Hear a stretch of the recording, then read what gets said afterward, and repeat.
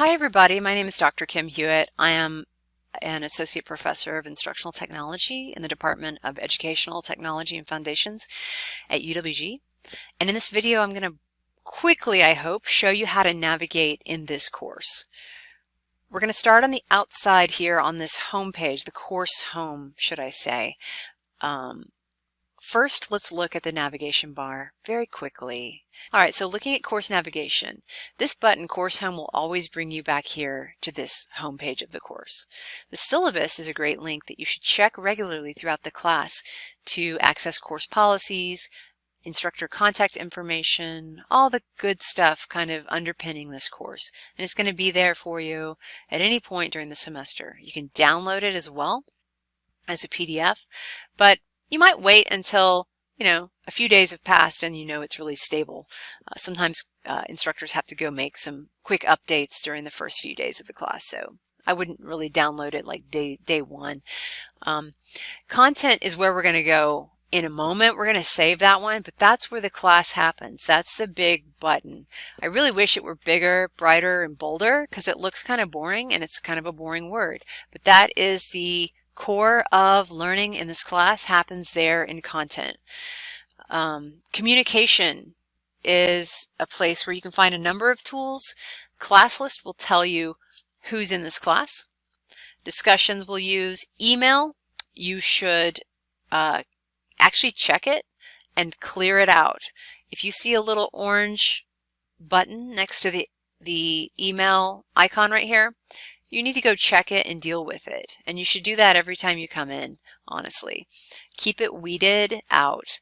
Don't be like my daughter, who never would check it and would have 100 messages in there. Most of them are alerts that you've submitted work, but sometimes you actually get messages from your instructor, from your classmates that you'll want to know about. So check that email, keep it weeded. These other tools you can take a look at. They're not necessarily integral, but it's good to poke around at the beginning of the class and just kind of be familiar with where things are located. Assessments contains the places where you're going to show what you know. You're going to perform against those learning objectives that are stated in every module of the content. So we'll see the content in a minute where those learning objectives are located, but this is where you're going to show what you know. And primarily we use the first three: assignments, discussions, and quizzes. The rest of it may be used. You can take a look at those tools. They might be really cool. Grades is where you're going to get your feedback, sort of top-level feedback on how you're doing in the class. And you can ask your instructor if you have any questions about feedback or if there are ways in which you can respond to that feedback. The syllabus will also tell you, of course, about the policies related to grading and late work and, that sort of thing. But this is a place where your professor, your instructor will communicate with you about how you're doing, so you will want to ask questions as needed, should they arise. You'll see that the grades are organized by modules. There's 8 modules in the current version of the class that you can see here, and it tells you pretty clearly what you're looking at in terms of what the assignment is, what kind it is, what are the points values for it, that kind of thing. All right, and then tools. Primarily, I just want to point out that you can find checklists for every content module here under Tools Checklist. These checklists are also threaded throughout the content. Again, we're going to look at the content in just a minute. This is where most of the class happens. This is the heart of the course, content.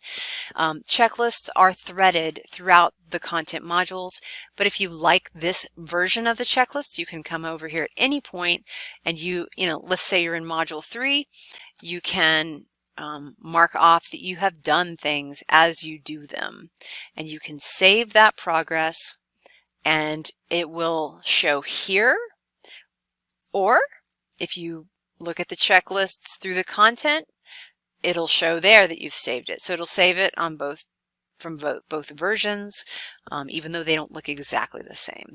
They are connected. All right, Zoom conferencing, if that's something that's used in your class, is accessible here. And resources are something you should take a look at and, you know, lean into. Use those if you need them. There's a variety of resources here, on-demand tutorials, support for your writing. The library is accessible here.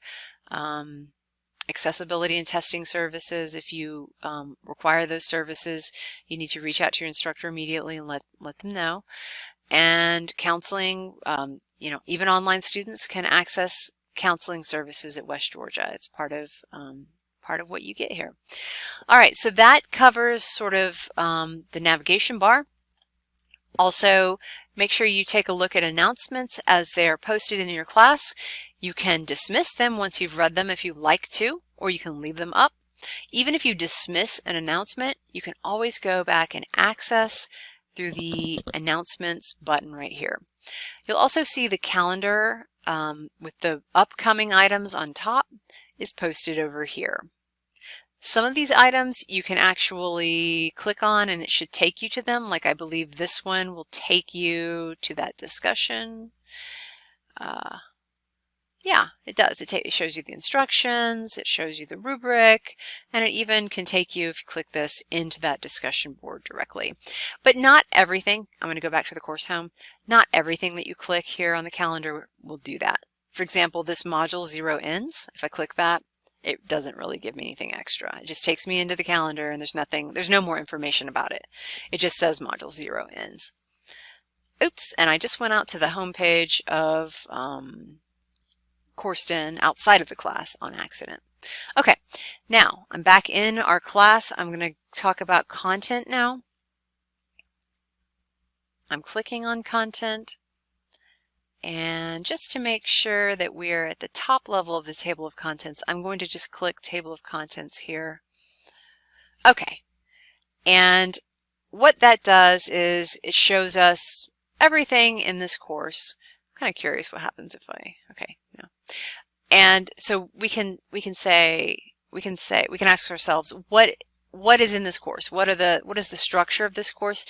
On the left-hand side, under table of contents, in this left-hand navigation bar, you can see that there's a module 0 through a module 7, and then there is this other thing called enrichment.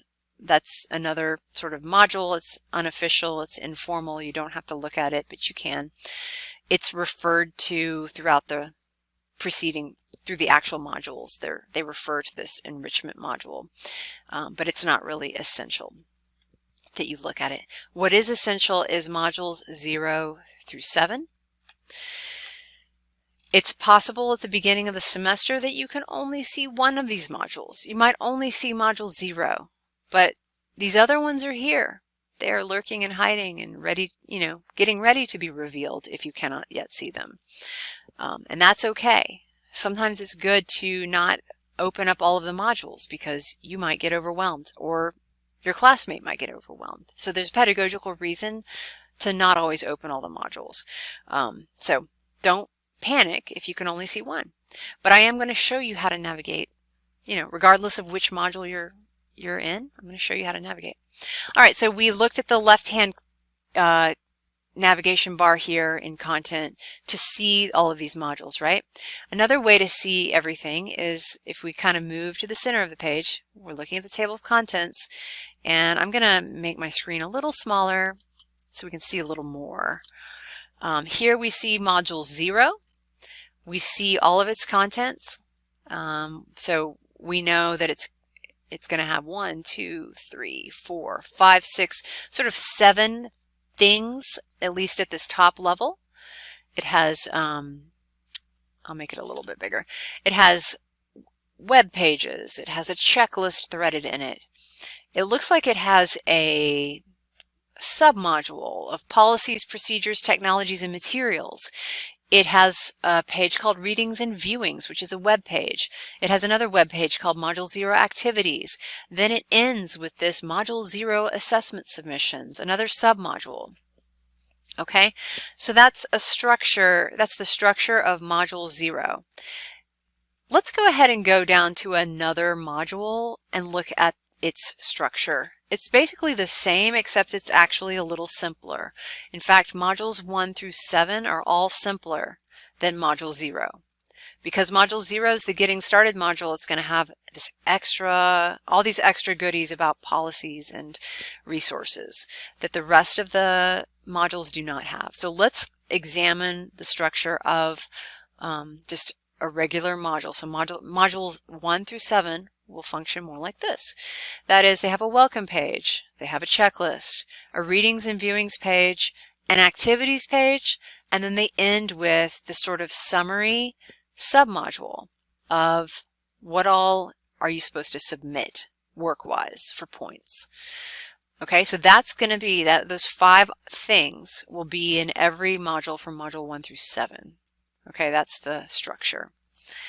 So the welcome page, checklist, readings and viewings, activities, and then the sort of summary submodule of, hey, in case you didn't know this, in case you didn't notice through these first 4 pages, this is what you have to submit. So it's just kind of like a reminder submodule.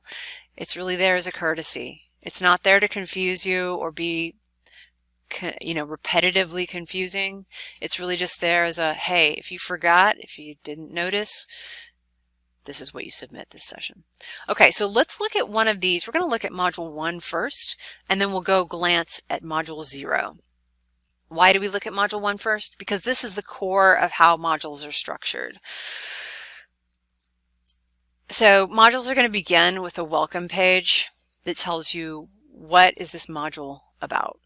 They're going to have sort of thematic labeling, like this one's labeled Paradigm Change. Quick little paragraph kind of giving you a brief overview of what you're doing.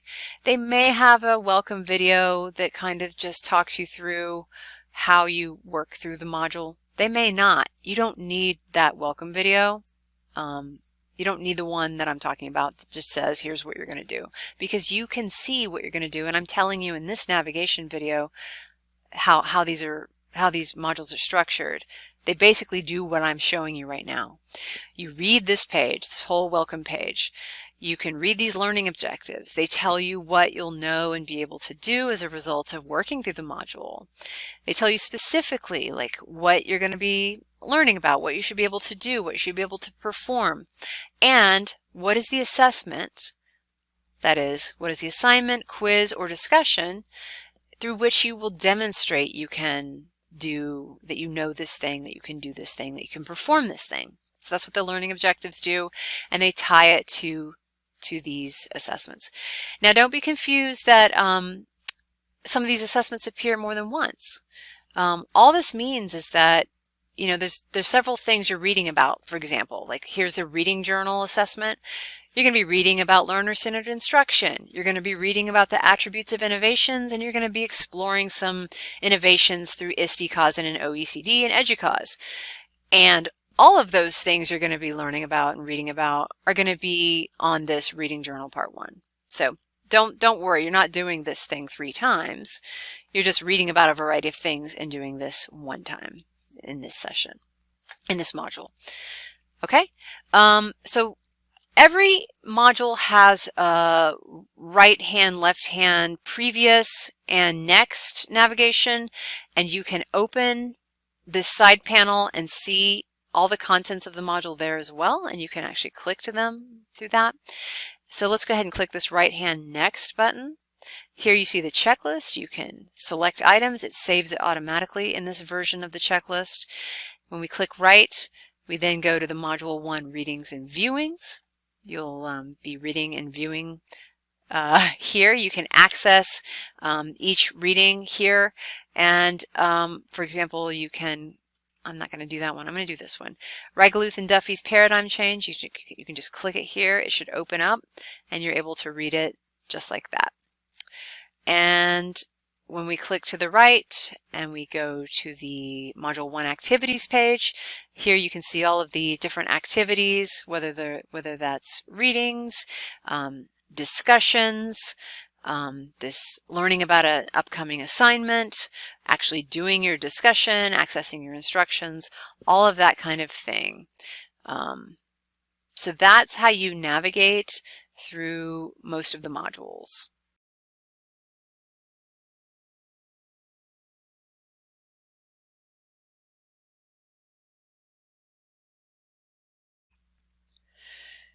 So that's how you sort of move through a module. Again, use the left-right arrows, use the side panel if you prefer that, if you want to hop around. One thing I find really useful with the side panel, by the way, is that you can open it up if you're in Module 1, but you know that Module 6 has something that you need. For example, you can just also use the next module navigation or the previous module to hop around that way as well, and it's really easy. But as you do this, as you watch me go left and right from previous and next, you'll see this structure throughout modules 1 through 7. So the welcome page, a checklist, a readings and viewings page, and an activities page, and then the module again ends with that Module 1 assessment submissions. Okay, and we're going to go back and look really quickly then at Module 0 to see how it's got an extra thing that the reason I'm belaboring this point so much is that I'm just worried that folks will lose the fact that there's more because of this extra thing in Module 0. You might not see everything in the module. So I'm going to make sure that we navigate that properly. But also just remember at the top when you're in we're in content right now, and you've got this breadcrumb. Let me make the screen a little bit bigger so you can actually see it. Up here you can always go back to the table of contents. That's sort of the home page of this content area. You can see we are in Module 1 and that we're on the Module 1 activities page. And as you navigate left and right inside the module, okay, that actually took me out. That took me here. Let me go back into Module 1 really fast to some actual pages. Let's say we're on the checklist page here. You know, as you navigate left and right, like right now we're on the checklist page, if I hit the right thing, the breadcrumb changes. I know you know that. I just want to point it out. There's lots of different navigational features that allow you to quickly hop around the module. Okay, so now let's go back and look at the slightly thornier design of Module 0. It's basically the same structure. It's going to have all of this. It's going to have the welcome page, checklist, a readings and viewings page, an activities page, and it's going to have a sort of a Module 0 assessment submissions submodule or folder that has links to the places you want to submit work for Module 0. It will have an additional submodule. That's all. But something about the way Courstin navigates, the way D2L Brightspace navigates, it's easy to lose your way once you hit a submodule sometimes. Okay, so let's take a look at its structure really fast. So Module 0 has its welcome page, checklist. It also actually has an additional page called Course Overview. That's an important piece. And then under that, it has this submodule, which contains 4 additional pages.